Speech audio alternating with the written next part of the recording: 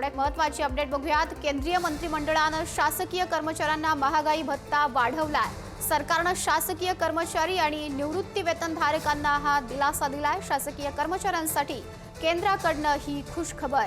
शासकीय कर्मचाऱ्यांच्या महागाई भत्त्यामध्ये वाढ झालेली आहे। केंद्रीय मंत्रिमंडळानं कर्मचाऱ्यांचा महागाई भत्ता वाढवलेला आहे।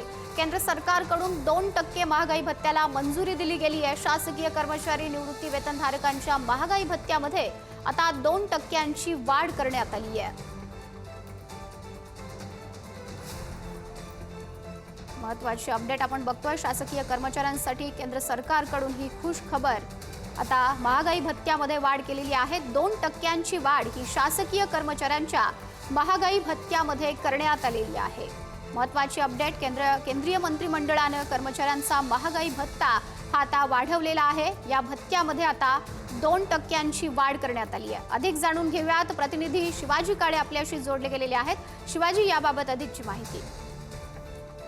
एकंदरीत जर पाहिलं गेलं तर अलीकडच्या काळामध्ये जी युद्धजन्य परिस्थिती निर्माण झाली होती त्यामुळे देशातील महागाई दर जो आहे तो साधारणपणे वाढल्याचं सातत्यानं सांगितलं जात होतं। जर पाहिलं तर सहसा अशा ज्या वाढी असतात 1 जानेवारी पासून किंवा 1 जुलै पासून पूर्वलक्षी प्रभावाने लागू केल्या जातात। या निर्णयामुळे केंद्रीय कर्मचाऱ्यांना मोठा फायदा होईल आणि थोडासा अर्थव्यवस्थेवरती ज्या पद्धतीने अलीकडच्या काळामध्ये वाढती महागाई इन्फ्लेशन आपल्याला पाहायला मिळते त्यामुळे केंद्र सरकारने हा निर्णय घेतलेला आहे। केंद्रीय कर्मचाऱ्यांना याचा फायदा होणार आहे। मात्र केंद्र सरकारने जेव्हा हा निर्णय घेतला जातो भविष्यामध्ये राज्य सरकारला देखील या संदर्भात निर्णय माधुरी घ्यावा लागणार आहे।